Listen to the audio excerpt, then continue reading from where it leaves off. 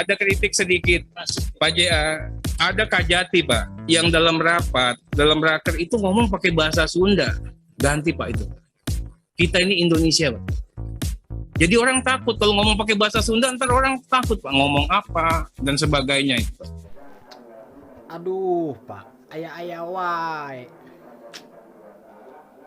Kok rapat nyampe bisa melarang pakai bahasa Sunda.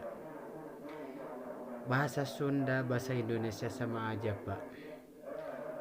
Jurusannya sama aja ke situ. Kalau seandainya nggak suka pakai bahasa Sunda, ya cuekin aja Pak. Gak usah melarang-larang bahasa Sunda. Sama aja kan satu-satu bahasa dan bahasa yang lain-lainnya. Bahasa Sunda, bahasa Indonesia, bahasa Jawa, bahasa Melayu, apa yang lain-lainnya lagi Pak. Gak boleh begitu Pak. Bapak kan wakil rakyat. Kok begitu? Bahasa Sunda itu Pak, apalagi kalau misalnya bahasa Sunda yang halus, itu lebih enak Pak dengernya.